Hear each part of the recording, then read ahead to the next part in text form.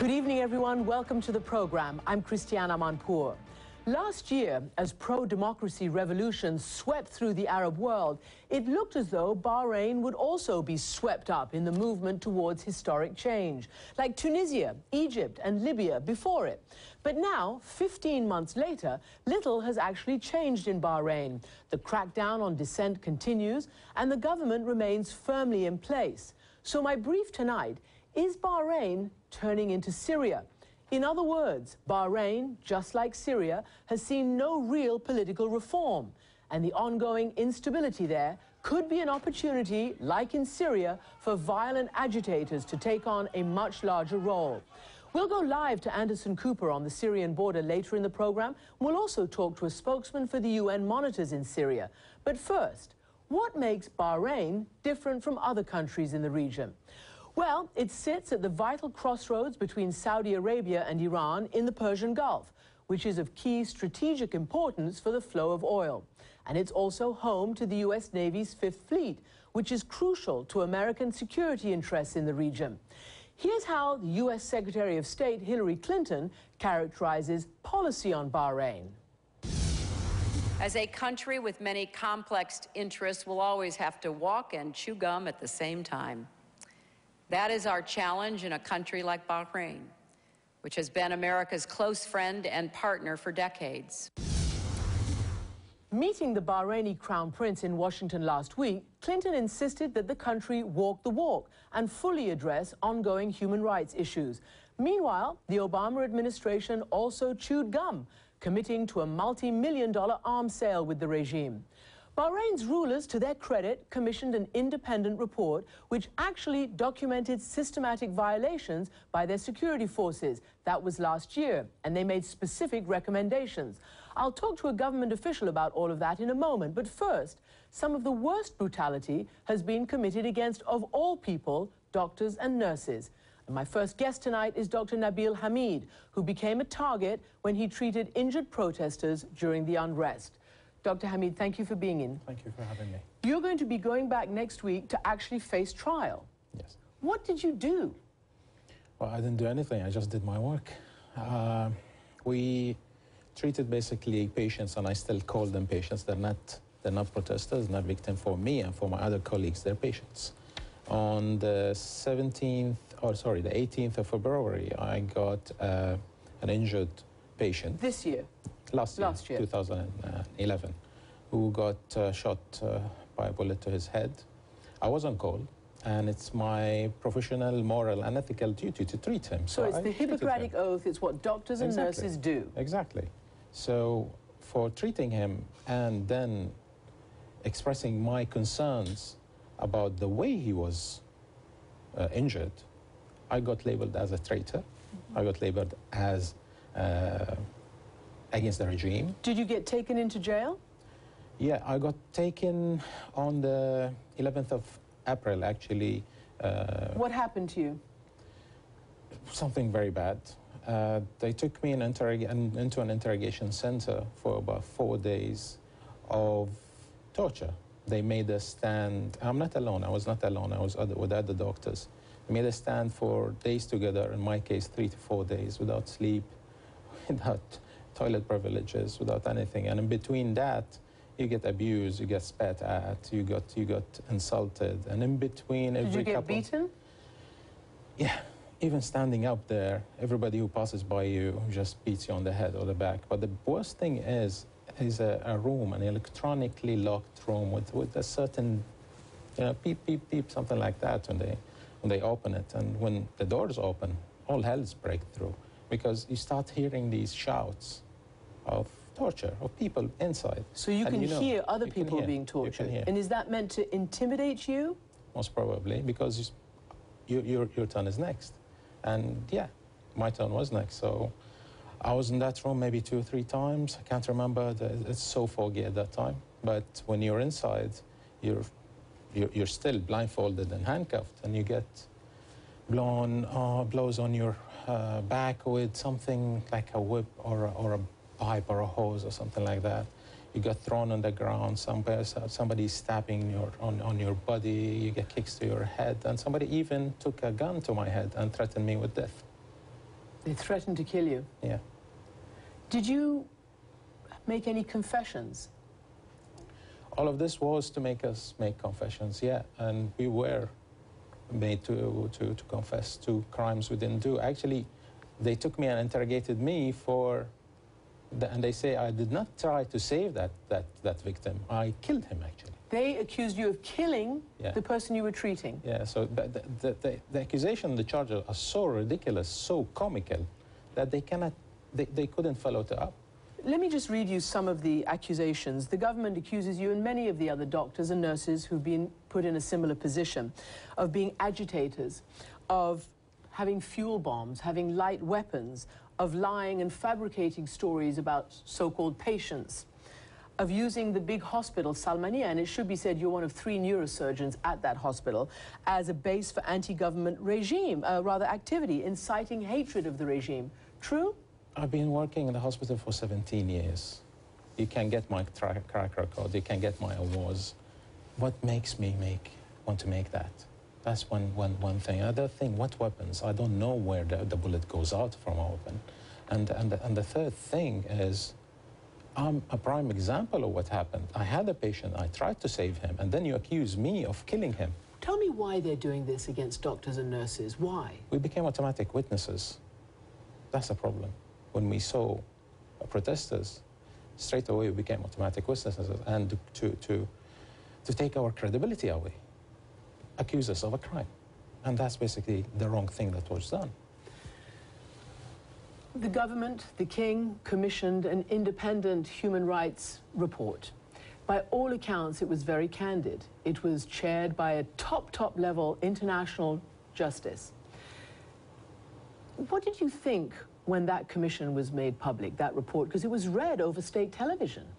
You should have, tried to drive or walk and what's the date? In November, when the commission finished its report and made it public. You couldn't even hear anybody on the streets because everybody was sitting and looking at the TV. We were looking for results.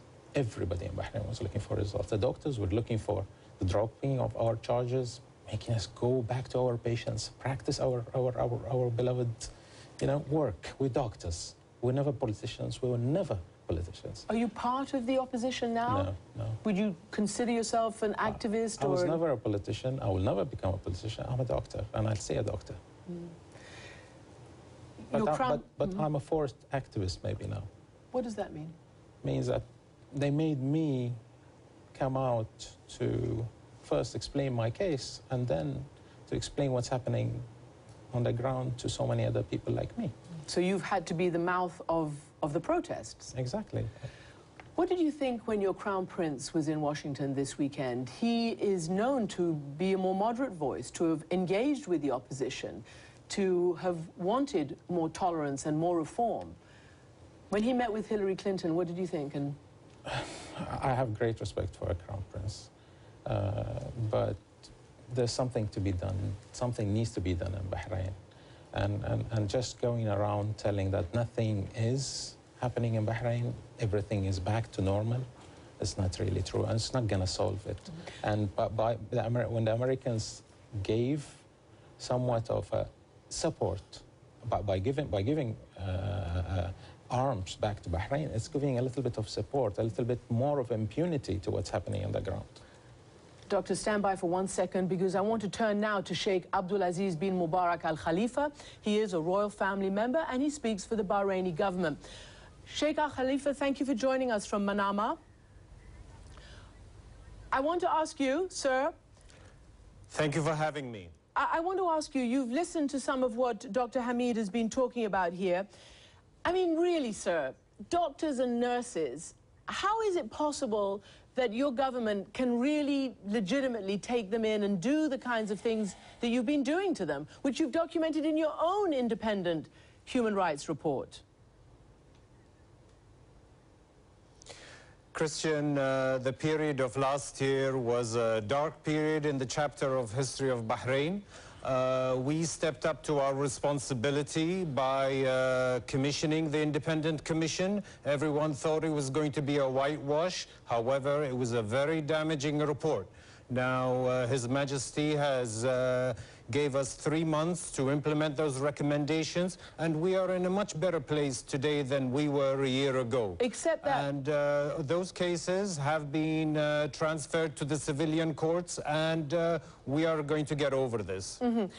Dr. Hameed is sitting right here with us. He's got to go back and face trial next week. His charges have been somewhat reduced, but you've heard what he said here. I mean, it really does defy belief to put these doctors and nurses on trial.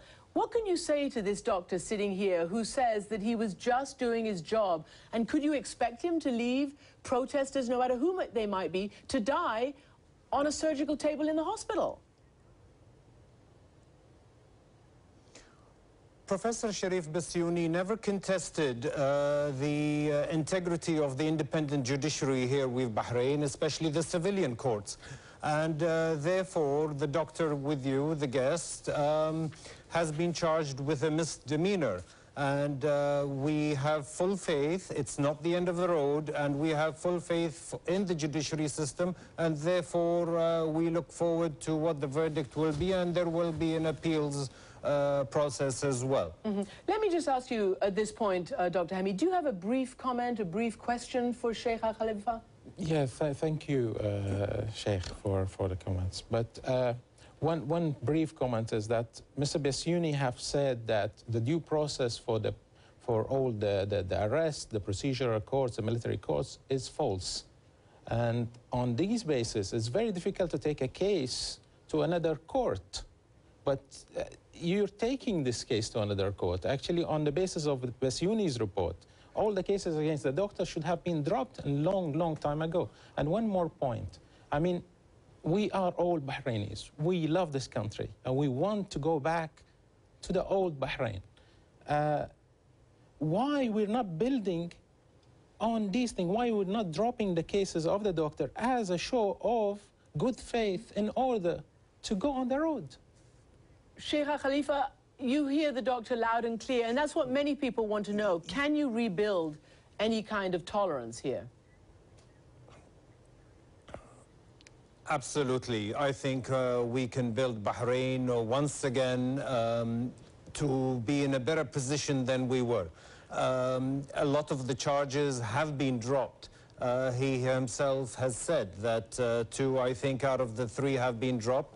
And I think the 3rd charge will be looked at as a misdemeanor. But I think the bigger picture is how do we get to building capacity and have reconciliation so that Bahrain can be better than where we were before. Okay. Let's not forget that the responsibility has to go all the way around, and everybody has to put in his fair share. Let me ask you this. The King of Bahrain, King Hamad, basically said that any government that has a sincere desire for reform and progress should understand the benefit of objective and constructive criticism. That was after the release of this report on human rights. You've just said that it was, very candid, it wasn't a whitewash, and you're trying to implement it. But the fact of the matter is that even those who praise that report, and there are many, simply say you're not implementing it, at least not in any significant form or fashion. It's just cosmetic. There's no accountability. Not a single senior level government or security official has been held to account for the very abuses that your own report document. How can anybody take it seriously at this point?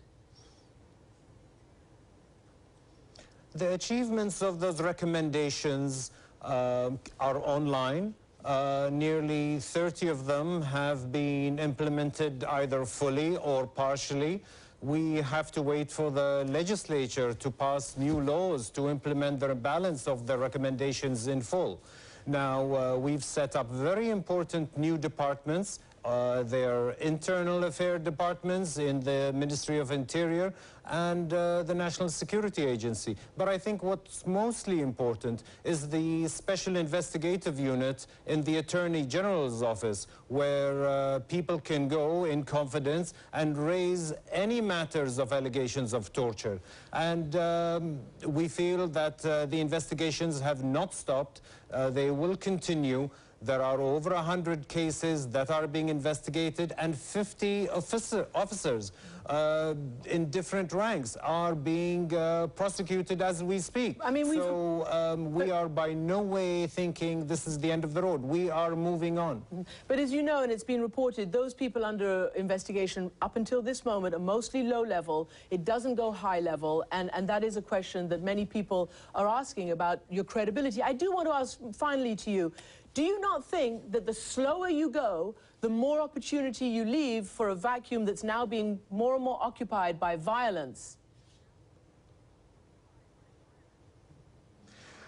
Yes, I mean, we think that at the pace that some people think we're moving, which is slow, will further radicalize the polarized society that we have. However, we can't rush into things, and we intend to move at a quicker pace and to achieve the goals that we have for a better future in Bahrain. Sheikh Al Khalifa, thank you very much. Let me ask you last question, Dr. Hameed. As I asked, do you think positions now are entrenched, or do you believe that at this pace there's any chance for any real dialogue and reform? I would like to disagree with the Sheikh, because what I see on the ground is actually a reversal. There is another security clampdown. It's becoming more and more hard to speak. I'm not really assured that when I go back to Bahrain that I won't be questioned because I voiced my concerns. So it's back. It's not improving. It's actually getting worse. That's what we're worried about. Dr. Hameed, thank you very much. And we will keep our eye on your situation and all the others in Bahrain. And